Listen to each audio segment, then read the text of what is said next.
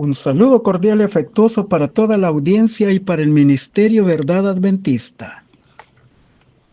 Agradecemos a Dios por el estudio del trimestre Cómo estudiar la profecía bíblica y por la lección número 11 programada para el sábado 14 de junio, Ruth y Esther. Cuando él vio a la reina Esther en el patio, ella obtuvo gracia en sus ojos y el rey le extendió el cetro de oro que tenía en la mano. Entonces Esther se acercó y tocó la punta del cetro. Esther, capítulo 5, verso 2. En el avance de nuestro estudio trimestral estamos explorando las historias de personajes y de acontecimientos de la vida real, que en la perspectiva divina prefiguran eventos de los últimos días, relacionados con el destino de su pueblo. Y por el estudio de ellos, Dios quiere fortalecer nuestra fe y mejorar nuestra comprensión de las profecías del libro del Apocalipsis.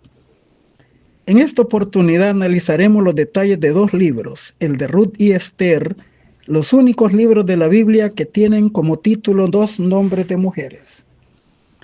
En la época de los jueces figura la historia de Ruth, una moabita casada con un hijo de una mujer hebrea llamada Noemí.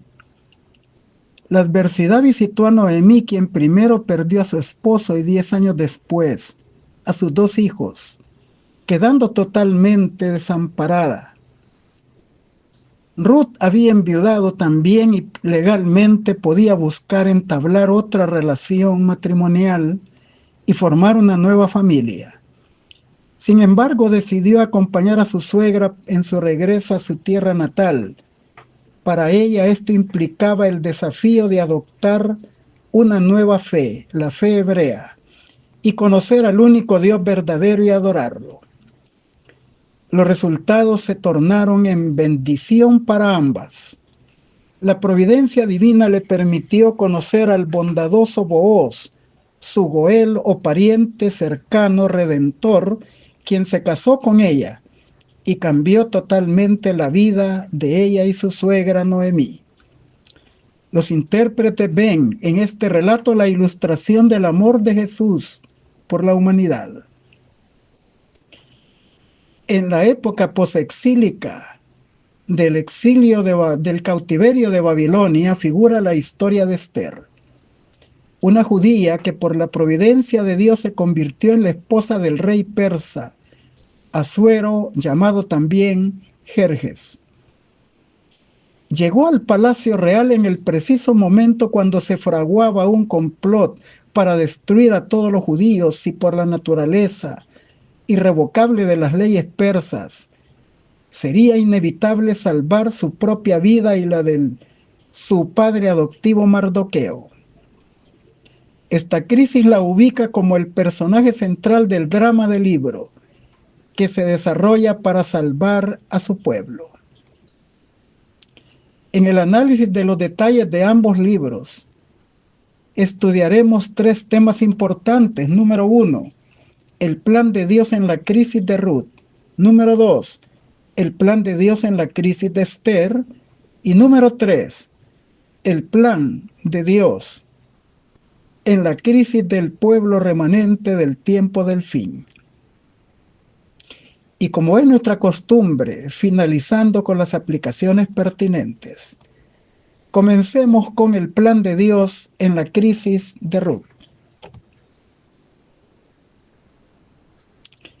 Existen personas en nuestro mundo que culpan a Dios por la maldad y el sufrimiento imperante.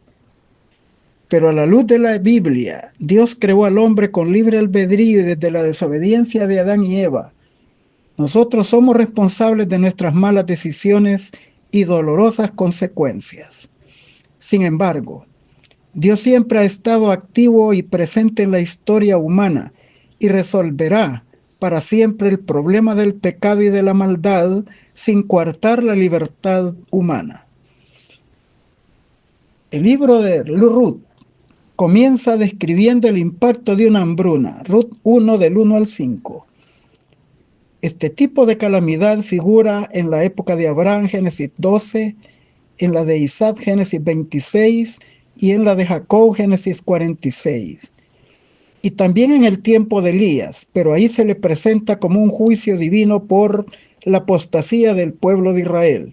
Primer libro de Reyes, capítulos 17 y 18. Esta calamidad afectó a Elimelech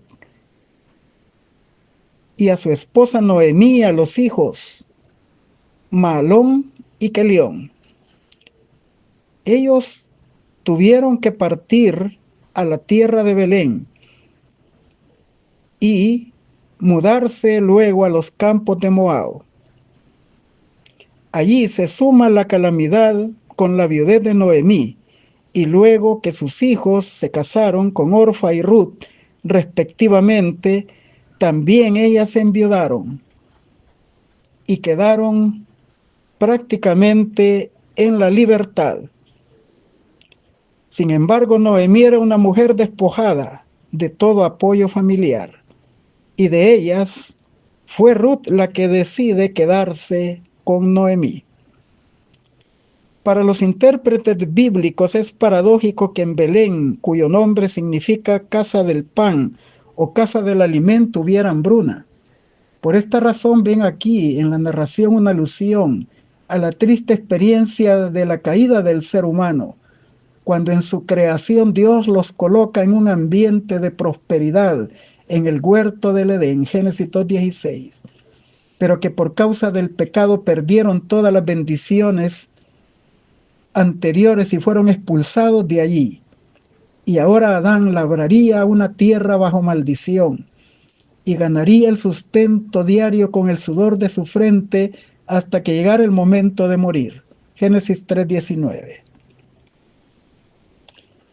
En la Biblia, en pasajes como Isaías 1:1 y 24:5, y en Romanos 5:14 se nos revela que por causa del pecado, junto con Adán y Eva, toda la humanidad ha sido despojada de su herencia original y ahora vive en escasez y sufrimiento. La estadía del Edén era un privilegio condicional a la obediencia, y ellos tuvieron que asumir la responsabilidad de lo que implicaba y tomar las decisiones correctas para su propio beneficio.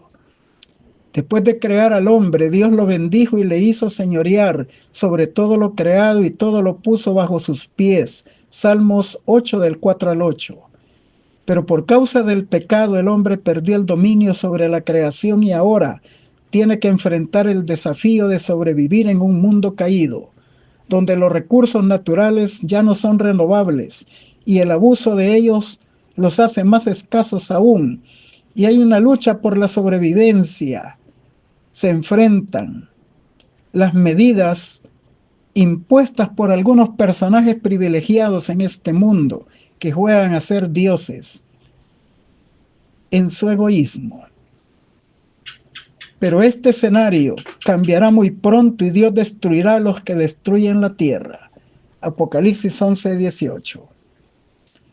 En medio de la calamidad y el sufrimiento, Noemí pidió que le conociesen no como Noemí, sino como Mara, término hebreo que significa amargura.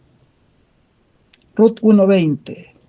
El Dios de Israel había prescrito leyes humanitarias para favorecer especialmente a las viudas, huérfanos, pobres y extranjeros, para que pudieran sobrevivir, y ellos podían entrar en los campos ajenos y recoger las espigas del suelo, caídas, sin ninguna penalización. Esto también describe nuestra condición actual después de perder el paraíso por causa del pecado, tratando de sobrevivir espigando lo que podamos obtener, resignándonos a tomar las migajas de la alegría que aún podemos encontrar en este mundo arruinado. Y como cual hijos pródigos deseando saciar nuestra hambre con las algarrobas del cerdo, cuando en la casa de nuestro Padre Celestial todos tienen abundancia de pan. Pero la historia de Ruth nos presenta que podemos aspirar a la esperanza, a la bondad de Dios y tener en la vida otra oportunidad y vivir en abundancia. Noemí, agradecida por el tiempo en que Ruth fue nuera, La despide con un reconocimiento: Jehová haga con vosotras misericordia, como la habéis hecho con los muertos y conmigo. Ruth 1:8. Y Orfa se fue, pero Ruth se quedó y unió su destino con Noemí, y le dijo: no me ruegues que te deje y me aparte de ti, porque a donde quiera que tú fueres iré yo, y donde quiera que vivas viviré. Tu pueblo será mi pueblo y tu Dios será mi Dios. Donde tú mueras moriré, y ahí seré sepultada. Así me haga Jehová y aún me añada, que solo la muerte no separe a las dos. Ruth 1:16-17. Boaz era pariente cercano de Noemí, por ende, de Ruth, y sabía lo que les había acontecido.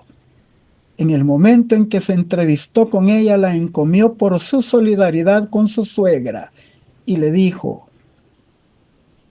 Jehová recompense tu obra y tu remuneración sea cumplida de parte de Jehová, Dios de Israel, bajo cuyas alas has venido a refugiarte. Ruth capítulo 2, verso 12. Y Ruth decidió abandonar su pasado y formar parte del pueblo de Dios y casarse con un pariente redentor. Los intérpretes ven en Boaz a un tipo de Cristo, quien, siendo además de nuestro Creador, eligió convertirse en nuestro pariente, adoptó la humanidad y la unió a su divinidad en su encarnación, y por esa razón se identifica a sí mismo como el Hijo del Hombre. Mateo 12:8, Marcos 8:31, Lucas 22:22, Juan 3:14. En realidad, la solución al problema del pecado solo puede efectuarse por la intervención de Cristo nuestro Goel, pariente cercano. El Dios hecho carne, Juan 1:14. Emmanuel, Dios con nosotros, Mateo 1:23. Quien murió por nosotros, Romanos 5:8. Pagando con su vida nuestra transgresión y dándonos salvación y vida eterna, Juan 3:16. Por medio de Cristo somos adoptados, hijos, y somos miembros de la familia de Dios, Efesios 1 del 3 al 6, Proverbios 18:24, Hebreos 2:11. La providencia divina dirige a Ruth a los campos de Booz, y ella se acogió a los beneficios de la ley de Moisés para espigar y sobrevivir. Ruth 2 del 5 al 20, Levítico 19:10 y 23:22, Deuteronomio 24:19 al 21 y Salmo 68:5. Vos, siendo el pariente, podías ampararse a la ley del levirato, Deuteronomio 25 del 5 al 10, y podía casarse con Ruth y a la vez redimir las propiedades de Elimelech, el difunto esposo de Noemí. Vos no era solo un agricultor bondadoso, él era un pariente de Elimelech que podía redimir la tierra. La ley de Moisés decía: si tu hermano se empobreciera y te vendiese parte de su propiedad, vendrá el rescatador, su pariente más cercano, y rescatará todo lo que su hermano haya vendido. Levítico 25:25. Esa fue la mejor noticia para Ruth y Noemí, pues significaba que la pobreza en que vivían no tendría que durar para siempre. La vida y el carácter de Jesucristo revelados en la tierra también revelaron el carácter del Padre Celestial. Un Dios que fija sus ojos con ternura y amor y misericordia en nosotros, aunque no merezcamos, y que quiere adoptarnos como hijos suyos y hacernos formar parte de su pueblo y hacer pacto con nosotros y convertirnos en su esposa al precio inmesurable de la vida de su Hijo, quien se dio en sacrificio expiatorio por nuestros pecados, Efesios 5:25 y 27. La historia de Ruth describe el poder del testimonio de un corazón transformado por la gracia divina, el poder de la religión práctica, el poder de la religión pura y sin mácula delante de Dios en actos de bondad, generosidad y solidaridad, Santiago 1:27. Lo vemos en la solidaridad de Ruth, en la bondad de Booz, al permitirle espigar en sus campos, y luego al redimiéndola como el Goel, pariente cercano. Allí está en vivo y en directo el poder del Evangelio predicado por precepto y por ejemplo como testimonio a todos los lectores. La conversión de Ruth la Moabita a la fe judía fue el producto del amor de su suegra Noemí y se tornó en una bendición para ambas. Y en los planes de Dios que tienen un alcance mayor mediante Ruth y Boaz, dio continuidad a la línea genealógica del Mesías Redentor de todo el mundo, Mateo 1:5, Lucas 3:32, Primera de Juan 2:2. En el libro de Ruth vemos muchos detalles también del gran conflicto entre el bien y el mal. Noemí ve a Dios obrando en su favor cuando lleva a Ruth a espigar los campos de Boaz. La generosidad de Boaz abrió la posibilidad de que él fuera su goel o pariente cercano. Así que se dedicó a instruir a Ruth para que, de acuerdo a la costumbre, le hiciera saber a él que ella deseaba que la redimiera. Sin embargo, había un obstáculo. Boaz no era el único pariente cercano, y el otro también tenía derecho a redimirla, a ella y a la tierra de su pariente difunto Elimelech. En el drama del gran conflicto entre el bien y el mal vemos también una alusión al juicio. Ruth 3:18. Por su lado, Ruth había hecho lo que estaba a su alcance. Ahora Booz, el pariente, debía hacer los arreglos legales para el matrimonio. Y aquí no era cosa sencillamente de sinceros deseos personales en ambos, sino la de adquirir los derechos legales a entera satisfacción de un jurado a la puerta de la ciudad de Belén.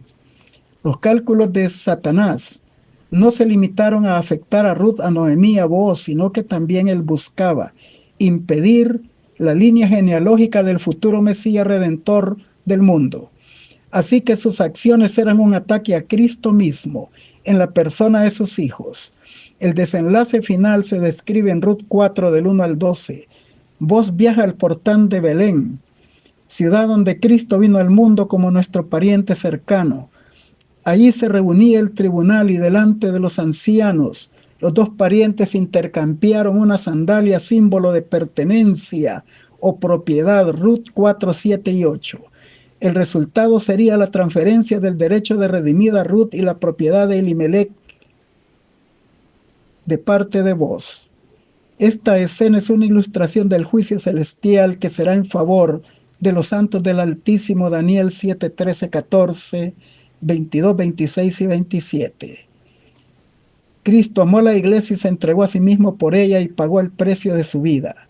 Efesios 5, 25. Así como Booz pagó por Ruth para que fuera su esposa. Podemos finalizar el análisis mencionando que así se cumplieron las primeras palabras que Booz dijera a Ruth: Jehová recompense tu obra y tu remuneración sea cumplida de parte de Jehová Dios de Israel, bajo cuyas alas has venido a refugiarte. Ruth 2:12. Y así será también la bendición de la posesión de la redención adquirida por el pueblo de los santos del Altísimo. Efesios 1, 13, 14. Cuando entren por las puertas de la Nueva Jerusalén. Apocalipsis 22, 14. Y vivan para siempre en la presencia eterna de Dios. Apocalipsis 21, 4. Continuamos con el plan de Dios para la crisis de Esther. En nuestro análisis comenzamos refiriendo un hecho singular en el libro de Esther. Ahí no se menciona específicamente a Dios en ningún lado, ni aparece su nombre, ni se incluye nada relativo con él, como en otros libros de la Biblia. No se habla de ningún profeta, de ningún sacerdote, ni del templo. Sin embargo, la providencia divina está presente en la salvación de Esther, Mardoqueo y de todos los judíos, de su inminente exterminio, fraguado por el decreto de Amán y firmado por el rey Asuero. Algunos interpretan la ausencia de Dios en el libro como un llamado especial a la fe, a la confianza en Dios, incluso cuando no vemos su expresa manifestación gloriosa en nuestros momentos cruciales, y la importancia de la oración, el ayuno y la fe en Dios en la vida devocional del pueblo. Vemos como un ambiente secular donde no se menciona a Dios, ni se hacen cultos públicos, donde por prudencia también Esther y Mardoqueo habían mantenido en secreto su identidad judía. Allí se destaca el poder del testimonio de vidas transformadas por Dios. hablando con poder y dejando clara la distinción entre el estilo de vida y conducta del mundo y la del pueblo de Dios. Vemos en esta historia que la fe del pueblo de Dios se pone a prueba y entonces no se puede mantener en oculto y se evidencia no solo por el testimonio de la vida, sino por precepto. Y debemos dar la razón de la esperanza que tenemos en Dios. 1 Pedro 3:15. Así como la providencia de Dios eleva a Esther y a Mardoqueo a posiciones privilegiadas, también Satanás llevó a uno de sus representantes, a Amán, el agageo, al rey Asuero, quien lo puso en la más alta posición después de la suya, a quien todos los príncipes se inclinaban y se postraban ante él. Esther 3:1 y 2, con la excepción de Mardoqueo. Esto puso en evidencia a Mardoqueo y tuvo que expresar por qué no lo hacía, ya que era un judío y solo se inclinaba ante Dios. El libro comienza a dar detalles relacionados con el gran conflicto entre el bien y el mal, entre Cristo y Satanás, al grado que podemos encontrar en Amán un malvado enemigo de Dios y de su pueblo, con una posición privilegiada en la corte de Asuero, y un paralelismo asombroso con la posición exaltada de Lucifer, el ángel que se rebeló contra Dios en el cielo, según Ezequiel 28, 11 al 15, Isaías 14, del 12 al 15.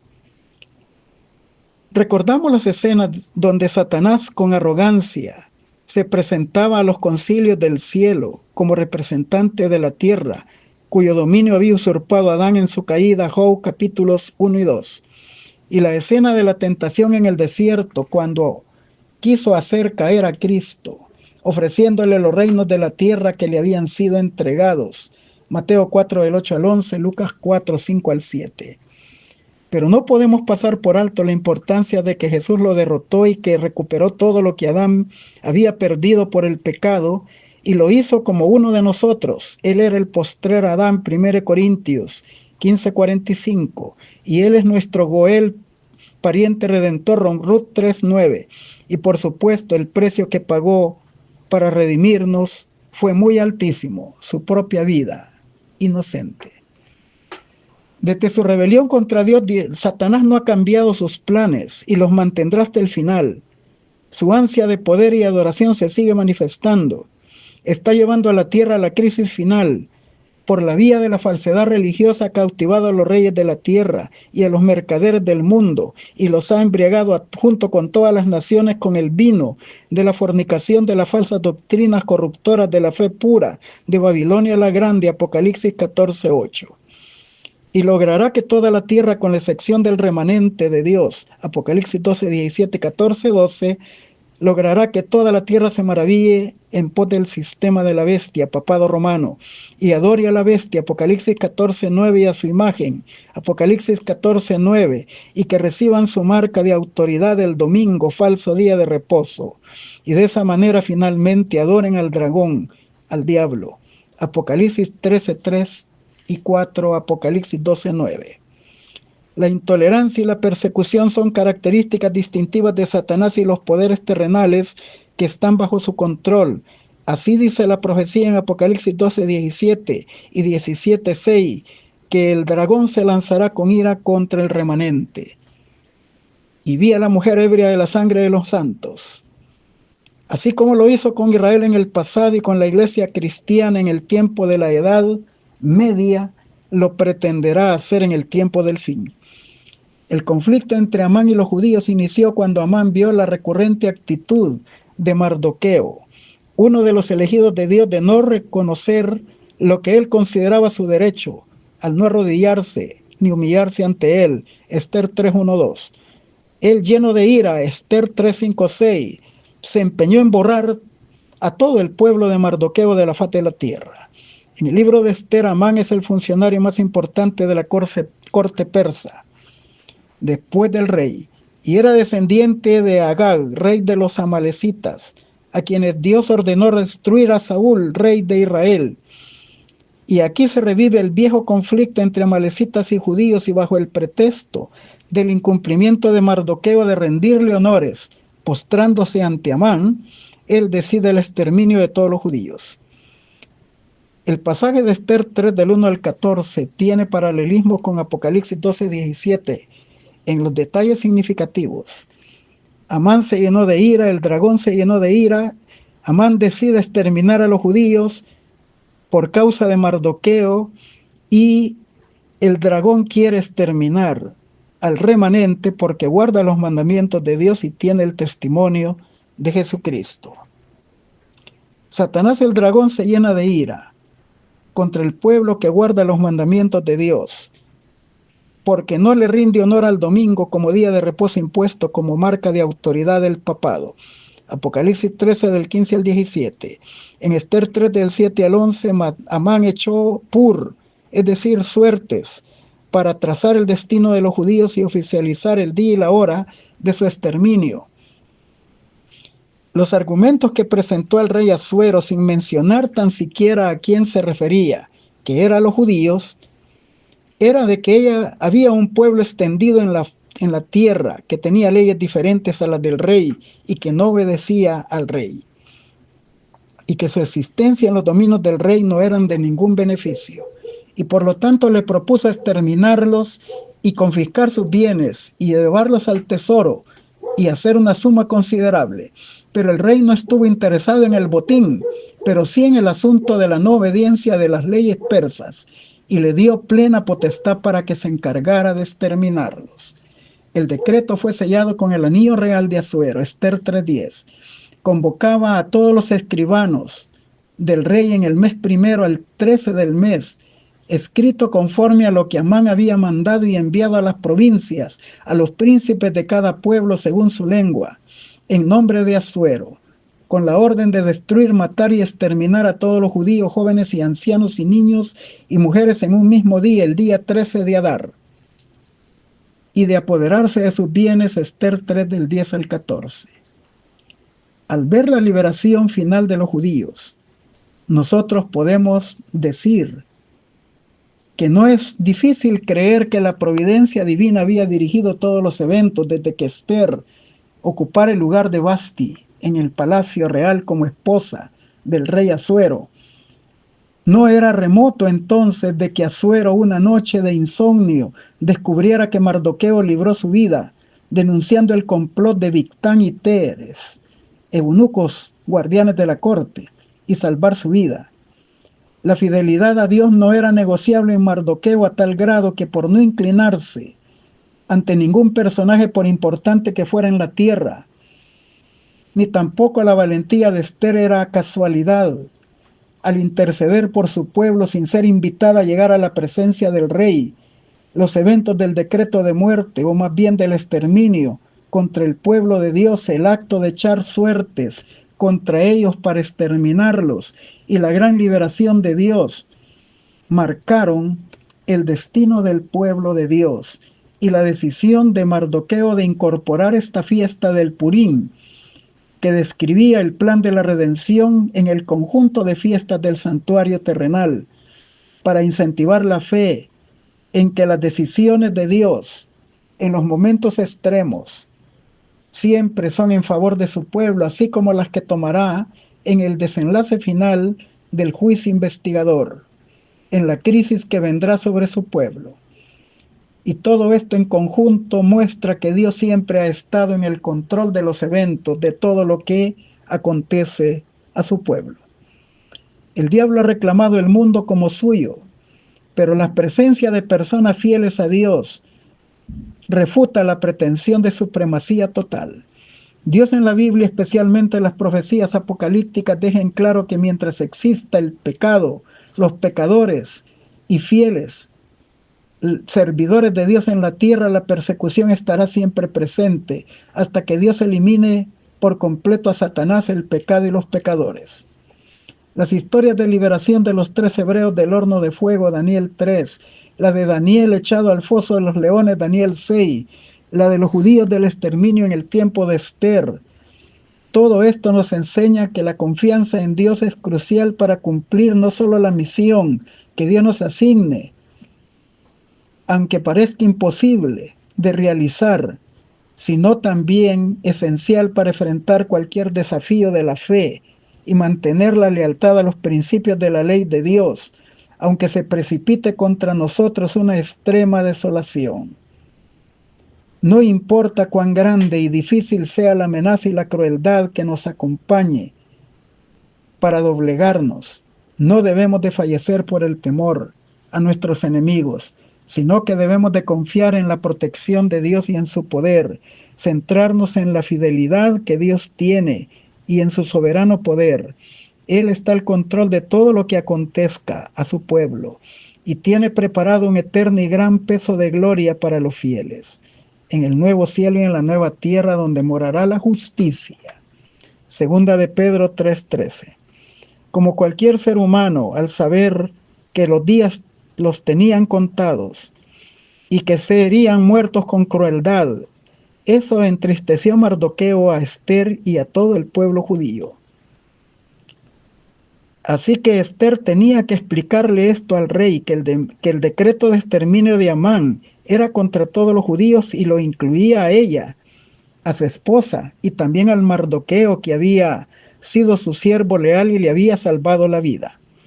Esto implicaba que después de prepararse en ayuno por 3 días, Esther tenía que ir bajo riesgo de su vida a pedir la audiencia del rey, ya que no había sido invitada, y eso desafiaba el protocolo de la corte con pena de muerte.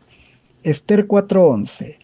Era un momento crucial donde se tenía que arriesgar incluso la vida por la providencia divina. El rey la recibe. Esther 5 del 1 al 3. Y se dieron a conocer entonces los otros medios que Dios tenía reservados para traer respiro a los judíos y liberación del exterminio.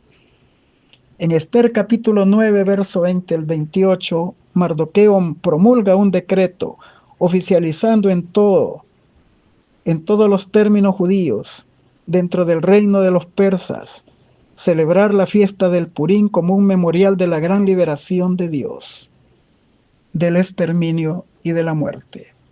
Este estudio nos ayuda en la percepción de la aplicación escatológica en la crisis que enfrentará el pueblo remanente y donde también Dios se manifestará glorioso en su liberación final. Continuamos con el plan de Dios para la crisis del pueblo remanente en el tiempo del fin.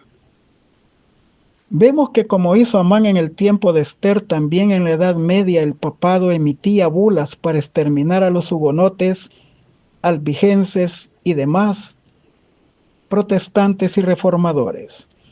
También formó el Tribunal del Santo Oficio de la Inquisición y la Iglesia tuvo que huir al desierto por el tiempo de 1260 años, del 538 a 1798, Apocalipsis 12, 6 y 14.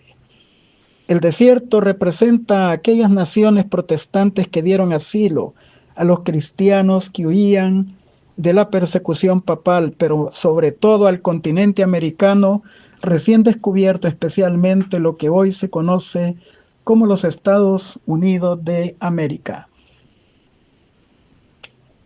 La Biblia dice en Apocalipsis 12 que la tierra ayudó a la mujer tragando el río que había emitido el dragón y la serpiente. Apocalipsis 17:15 dice que las aguas representan a las naciones que iban a apoyar a la Inquisición papal para destruir al pueblo de Dios. Pero la tierra, el continente americano, ayudó a la mujer, tragando las aguas del río. No pudo penetrar ahí la Inquisición.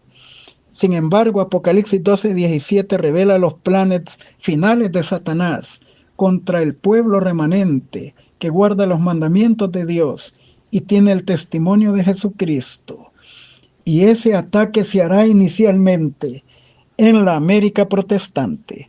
Apocalipsis 13:15 dice: se le permitió infundir aliento a la imagen de la bestia para que la imagen hablara e hiciese matar a todo el que no la adorase.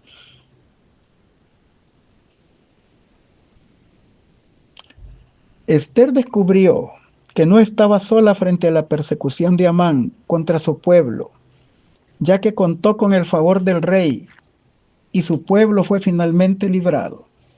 Nosotros también no estaremos solos al entrar en los últimos momentos de la historia de la tierra. El Rey del universo está de parte de su pueblo y será librado del decreto de muerte universal en el tiempo de angustia de Jacob. Sin embargo, Dios nos ha revelado que mientras se desarrollan estos eventos, hay eventos que ocurrirán en el denominado corto tiempo de angustia antes del cierre del tiempo de la gracia, y en Daniel 11, 44 y 45 dice que el papado con ira se lanzará a matar a muchos. Habrá mártires de la fe. Apocalipsis 6 del 9 al 11. Ahí se indica que el número de los mártires no está completo y lo sabrá en el tiempo de la ley dominical según Apocalipsis 24. Porque antes del cierre de la gracia, la sangre de un mártir es semilla para hacer brotar muchas conversiones a la fe. Pero cuando termine el tiempo de gracia, su pueblo está sellado y protegido y no habrá más mártires. El mundo entero ya habrá tomado una decisión en favor o en contra de Dios y su mensaje. Y ahí la sangre de un mártir ya no será semilla de conversión para nadie. Los ángeles protegerán a su pueblo. Y algo digno de considerar es que el pueblo de Dios es valioso para Dios, sea que esté vivo para la venida de Cristo o Él venga a levantarlo de la tumba. Romanos 14:8 dice, pues si vivimos para el Señor vivimos, y si morimos para el Señor morimos, así que sea que vivamos o muramos, del Señor somos.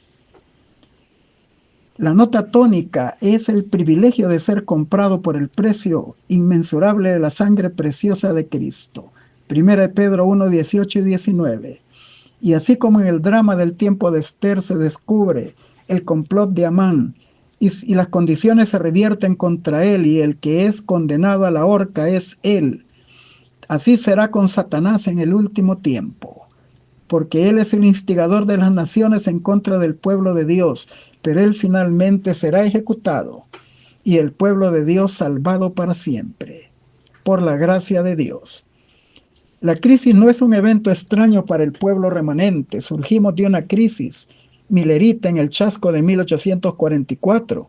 Hemos enfrentado los desafíos de la expansión mundial con un mensaje profético y determinante para el mundo, porque es la última advertencia de Dios antes del cierre del tiempo de la gracia y que caigan los juicios divinos de las 7 plagas postreras. Vivimos en constante tensión contra las incursiones de la apostasía y Dios nos ha revelado que la crisis final está a la puerta. Y tendremos que enfrentar el corto tiempo de angustia y el martirio en algunos miembros del pueblo. Porque será antes del cierre del tiempo de la gracia, Daniel 11, 44 y 45. Pero ya para el tiempo de la angustia de Jacob, ninguno de sus hijos perecerá. Daniel 12, 1. Jeremías 30 del 4 al 7. Debemos glorificar a Dios porque hemos sobrevivido ya 181 años a la fecha, partiendo de 1844. No hemos salido del escenario religioso como otras denominaciones lo han sufrido. Dios ha revelado realidades proféticas. Sabemos que la última etapa de este conflicto está para estallar muy pronto.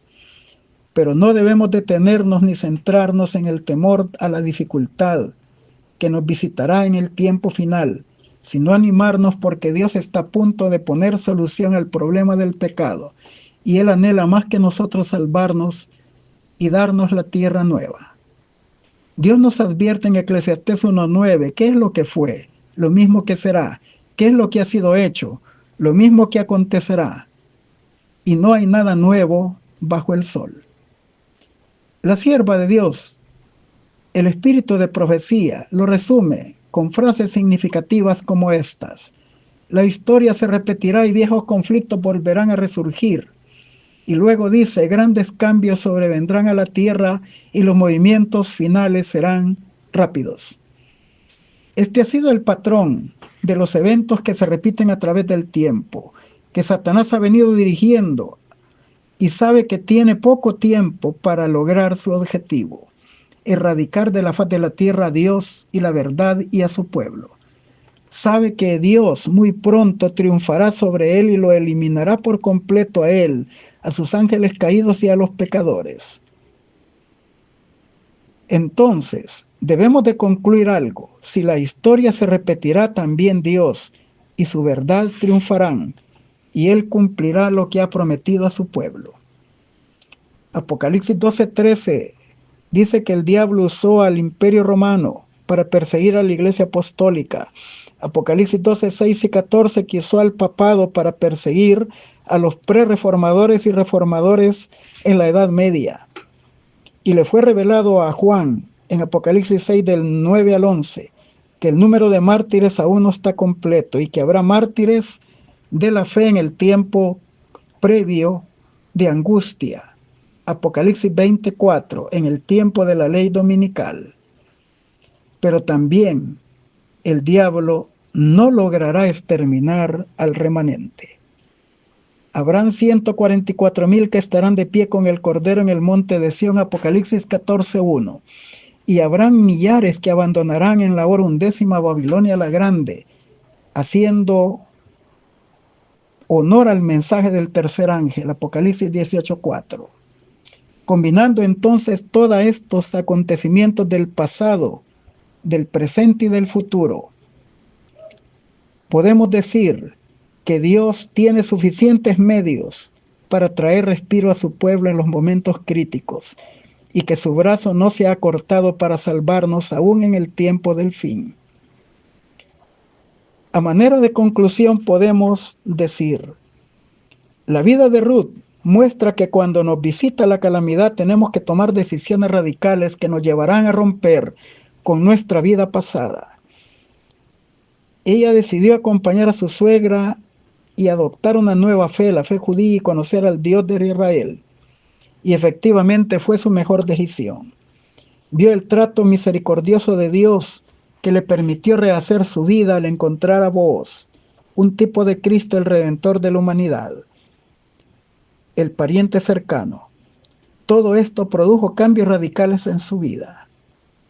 Dios es un Dios que da nuevas oportunidades a todos aquellos seres que deciden buscar su refugio, aún en los casos muy extremos. En el caso de Esther concluimos que Dios también está presente en los momentos de extremas amenazas, cuando ella y su pueblo estaban cara a cara con la muerte. Si buscamos a Dios en situaciones cruciales y pedimos su ayuda y su perdón de nuestros pecados, Dios tomará esa crisis como la oportunidad para mostrarnos su amor y misericordia y su liberación. Finalizamos con las aplicaciones pertinentes. Jesús nos compró a un precio infinito. Toda nuestra capacidad y nuestra influencia pertenecen en verdad al Salvador y deben ser dedicadas a su servicio. Consagrándoselas, manifestamos nuestra gratitud por ser redimidos de la esclavitud del pecado por su sangre. Nuestro Salvador está siempre obrando por nosotros, ascendió al cielo, intercede en nuestro favor, intercede delante de su Padre y presenta las agonías de su cruz. Alza sus manos heridas e intercede por la iglesia que sea guardada de caer en tentación. Si nuestra percepción de esto fuera avivada hasta tener comprensión de esta maravillosa obra en pro de nuestra salvación, ardería en todo nuestro corazón con un amor profundo y ardiente. Entonces nuestra apatía y fría indiferencia nos alarmarían. Una devoción y generosidad absolutas impulsadas por el amor agradecido impartirían a la más pequeña ofrenda el sacrificio voluntario y una fragancia divina que haría inestimable el don. Pero después de haber entregado voluntariamente a nuestro Redentor todo lo que podamos dar, por valioso que sea para nosotros, si consideramos nuestra deuda de gratitud a Dios tal cual es en realidad, todo lo que hemos ofrecido nos parecería muy insignificante y pobre. Pero los ángeles tomarán nota de estas ofrendas, que a nosotros nos parecen deficientes, y las presentarán como fragante oblación delante del trono, y serán aceptas. Testimonios para la Iglesia, tomo 3, 436. El pueblo de Dios no quedará libre de padecimientos, pero aunque perseguido y acongojado, y aunque sufra privaciones y falta de alimento, no será abandonado para perecer. El Dios que cuidó a Elías no lo abandonará. El que cuenta los cabellos de sus cabezas cuidará de ellos y les atenderá en el tiempo de hambruna. Mientras los malvados mueren de hambre y peste, los ángeles protegen a los justos y suplen sus necesidades. Escrito está el del que camina en justicia, que se le dará su pan y sus aguas serán seguras. Cuando los pobres y menesterosos busquen agua y no la hayan, y la lengua se les seque de sed, yo Jehová los escucharé, yo el Dios de Israel, no los abandonaré. Isaías 33, 16, 41, 17, conflicto de los siglos, 613. El decreto que se promulgará finalmente contra el pueblo remanente de Dios será semejante al que promulgó Asuero contra los judíos en la época de Esther. El edicto persa brotó de la malicia de Amán hacia Mardoqueo. La historia se repite. La misma mente magistral que maquina contra los fieles en el pasado, obra ahora a fin de controlar las iglesias caídas y por medio de ellas condenar y ejecutar a sentencia de muerte a aquellos que no adoren al sábado idolátrico. Pero aunque así parezca, no libramos una lucha contra seres mortales, sino contra principados y potestades y gobernadores de las tinieblas y huestes espirituales de maldad en las regiones celestes. Sin embargo, si el pueblo de Dios deposita toda su confianza y fe en el poder divino, toda estratagema de Satanás será tan ciertamente derrotada en nuestro tiempo como lo fuera en los días de Mardoqueo, manuscrito 51, de 1899, el Cristo triunfante, 368. Una vez que el sábado llegue a ser el punto especial de controversia en todo el cristianismo y las autoridades religiosas y civiles se unan para imponer la observancia del domingo, la negativa y persistente por parte de una pequeña minoría de ceder a la exigencia popular la convertirá en el objeto de execración universal. El conflicto de los siglos 601. El ojo de Dios al mirar a través de los tiempos se fijó en la crisis que tendrá que enfrentar su pueblo cuando los poderes de la tierra unidos contra él, como los desterrados cautivos, temerán morir de hambre o por violencia. Si la sangre de los fieles fuese entonces derramada, no sería ya como la sangre de los mártires, semilla destinada a dar cosecha para Dios. Su fidelidad no sería ya testimonio para convencer a los otros de la verdad, pues los corazones endurecidos rechazaron los llamados de la misericordia, hasta que ya no se dejaron oír. Si los justos cayesen entonces, presa del enemigo, sería el triunfo para el príncipe de las tinieblas. Gloriosa será la liberación de los que esperen pacientemente y cuyos nombres estén escritos en el libro de la vida. Conflicto de los siglos 615-616. En aquel tiempo de persecución, la fe de los siervos de Dios será probada duramente. Proclamarán con fidelidad la amonestación, mirando tan solo a Dios y su palabra. El Espíritu Santo que obraba en sus corazones los constriñó a hablar. Estimulados por el santo celo e impulso divino, cumplieron su deber y declararon al pueblo las palabras que Dios les dio sin calcular las consecuencias. No consultaron intereses temporales ni miraron su reputación o sus vidas. Sin embargo, cuando la tempestad de la oposición y el vituperio estalle contra ellos, algunos consternados estarán listos para decir: si hubiéramos previsto las consecuencias de nuestras palabras, habríamos callado. Estarán rodeados de dificultades. Satanás los asaltará con terribles tentaciones. La obra que habrían emprendido parecerá exceder en mucho su capacidad. Los amenazará la destrucción y el entusiasmo se desvanecerá. Sin embargo, no podrán retroceder y, sintiendo su completa incompetencia, se dirigen al Todopoderoso en demanda de auxilio. Recuerdan las palabras que hablaron, que no eran suyas, sino las de aquel que les ordenó dar amonestación al mundo.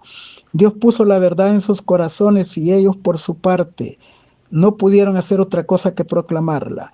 El Señor envía al pueblo una verdad especial para la situación en que se encuentra. ¿Quién se atreverá a publicarla? Él manda a sus siervos a que dirijan el último llamamiento de la misericordia divina. No pueden callar sin peligro de sus almas. Los embajadores de Cristo no tienen por qué preocuparse de las consecuencias.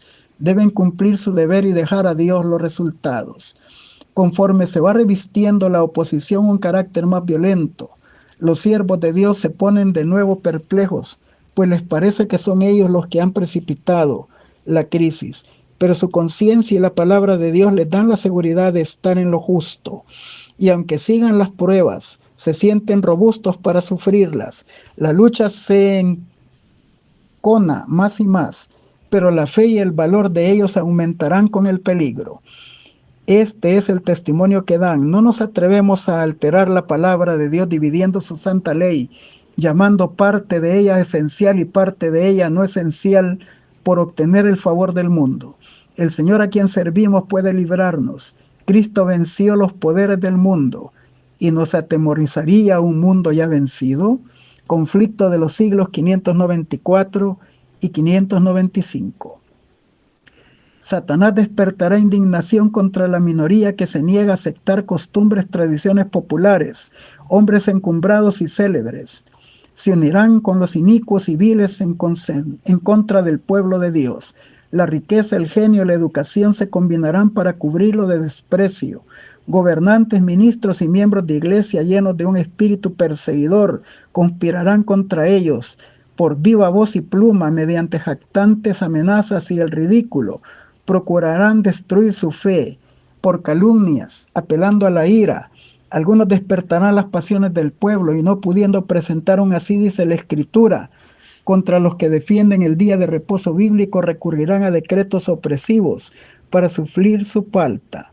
A fin de obtener popularidad, los legisladores cederán a las demandas de leyes dominicales, pero los que temen a Dios no pueden aceptar una institución que viola un precepto del Decálogo.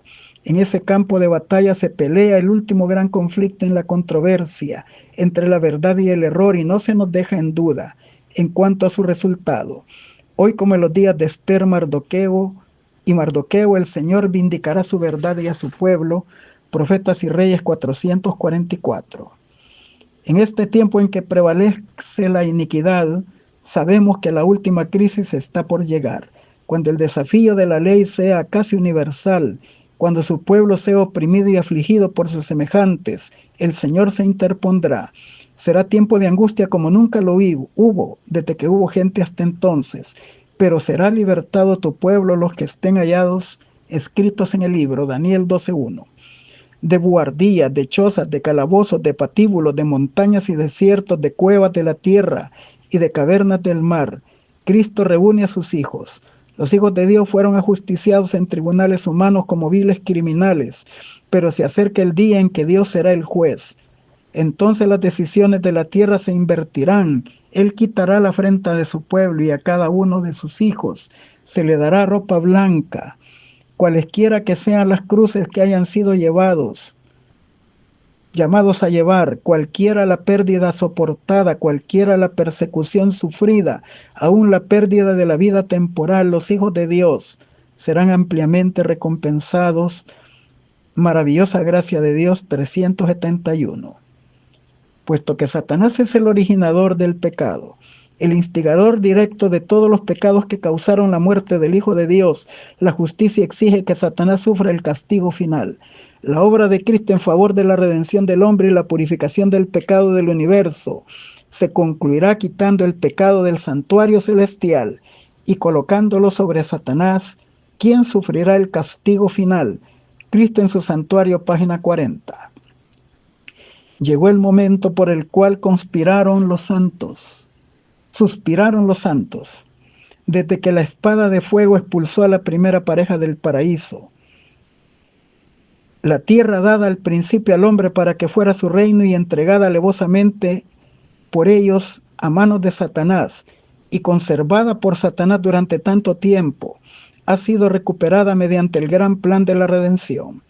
Todo lo que se había perdido por el pecado ha sido restaurado. El propósito primitivo que Dios tiene al crear la tierra se cumple al convertirse ésta en la morada eterna de los redimidos. Y los justos heredarán la tierra y vivirán para siempre sobre ella. Salmo 37:29, maravillosa gracia de Dios 361. Les deseo un feliz sábado en la bendita presencia de nuestro Dios.